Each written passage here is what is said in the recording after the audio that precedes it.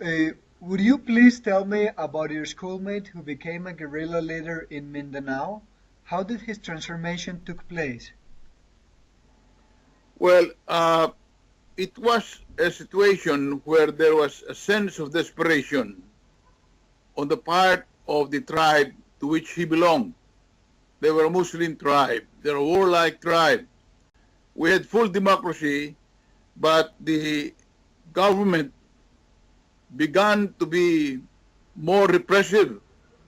They trained some of the rebels from Mindanao to attack the nearby area of Sabah, and unfortunately, there was a misunderstanding between the trainers and the Muslims who were being trained, and they were liquidated by the trainers. These were the initial stretching of arms, stretching of power of the martial law government of Marcos. So they went into rebellion. They found no hope in the government that was showing its capacity for total control and violence. The response to the repression was violence and rebellion. And Nur Mishwari got his support from the Muslim countries and succeeded to sustain his rebellion against the martial law government, and continued up to the time that we have restored democracy. So my view is that the capacity for negotiation must be set by the tone of the government. The government must show its capacity for a broad area for freedom of the people who are in rebellion. That if they come to terms or come to agreement with the government, there is an exercise of freedom in that government, in that regime, that can accommodate their grievances. A government that's going to be repressive, dictatorial, I don't think can bring about negotiated peace.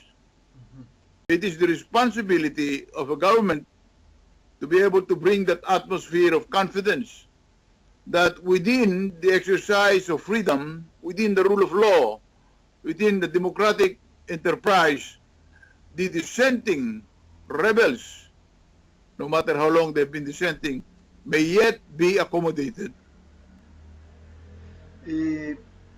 What are the possible methods by which the Philippines may aim to resolve or terminate their own armed conflict? Well, I think that the proposal to go through a process of constitutional amendment to give more local autonomy so that the rebels in the South, for instance, who are Muslim, will enjoy a level of self-governance, autonomous self-governance, and continue to remain as part of the national community, will be a good medium-term and even a long-term vision for establishing peace. The details can be worked out, and it's being worked out in present negotiations. What are these conditions for autonomy, for instance?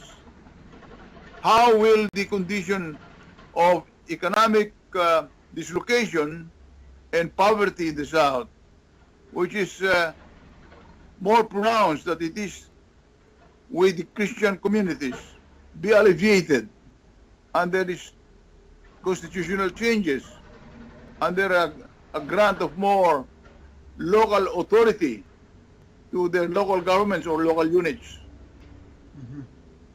The conditions with Mindanao is a mix of the impoverishment of that community. It has been left behind in the development of the majority of the Christian community, and of course, it has been fueled by many global conflict in the Muslim community itself. The Muslim rebels in our South have been able to seek assistance from international groups. that are in themselves on a war path with other groups. So now there's an opportunity for conversation because our democracy has been able to figure out or talk to them how they may participate. And the proposed changes in our constitution of creating more local autonomy, more federalism, will be an opportunity for them to be able to exercise their local identity. That will be an opportunity for negotiation. So the Philippines is the only Asian country with a Hispanic heritage. What lessons do you think the Philippines can give Latin America on the termination of armed conflicts? I don't think that there is much that we can teach Latin America. Latin America has gone through a very extensive process of negotiating with its rebel. Here in the Philippines, the rebels have not assumed a character of the Latin machismo, but the rebels have been ideological rebels. They were Marxist rebels. If, for instance, the Marxism that we found in Latin America would have been the kind of Marxism that has broken into many parts. Here, the Marxist Party is broken into many identities. 3 of these identities are already in Congress. They've already put candidates that have won in Congress. But there is one faction that continues to fight. It has its arms. There are about 5,000 of them in the hills. And I think that the conversation which is being held now to find out how we can address their grievances, how they can participate, like the other factions of the Marxist groups, the other Marxist groups that are now in Congress. If we can address this, then perhaps we can bring them to the fulfillment of a signed peace agreement. I don't know whether that is something that we can show to Latin America, because it is not really a Latin solution. It is a solution that comes out from the character of the Marxist rebellion here in Asia.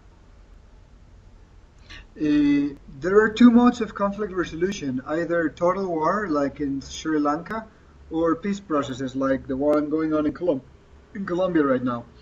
Which alternative do you think will be more suited for the Philippine conflict? Definitely, the solution of Sri Lanka will not suit us because the dissenting groups, the rebellious groups, are dispersed in many points of the archipelago. The Marxist rebellion, for instance, are from south to north, east to west. In the case of Sri Lanka, they identified them in a particular region, and it became a war. It was not just a guerrilla warfare. It will not be a problem of armed subjugation of the rebels. I think we have to find the intelligent social political solution so that the rebels will feel that they will have an elbow room, a participation, a capacity to be able to contend for support from a segment of the people so they can be part of the parliamentary exercise. So you're one of the leaders of the opposition during President Marcos' regime. And you even had victims of the conflict inside of your own family. As the world appears to be more and more polarized, it seems increasingly hard to believe that the use of peaceful resistance and protest. What are the factors that lead a resistance group to decide if they will remain peaceful or take a call to arms? Well, during the time of Marcos, there was a superpower component, which was the United States. And the dictatorship was supported from that point of the globe. So we decided that we should talk to the policymakers in the United States. And I escaped the country and I spoke with the policymakers and I made it clear to them that Marcos is the problem. He's not the solution to their problem. So when they modulated their support of Marcos and told him to desist from his strongmanship, he agreed to call for elections. That is the difference in that struggle against the dictatorship, which enabled us to restore democracy by making the United States a reasonable participant. In the conflicts that are happening now, I think the conflicts are really indigenous bred. The people fighting here in the Philippines are either separatist or Muslim nationalists in their own way of wanting to run their systems in a Muslim way, or Marxists with the ideological expectation of finally achieving victory by winning over the impoverished masses.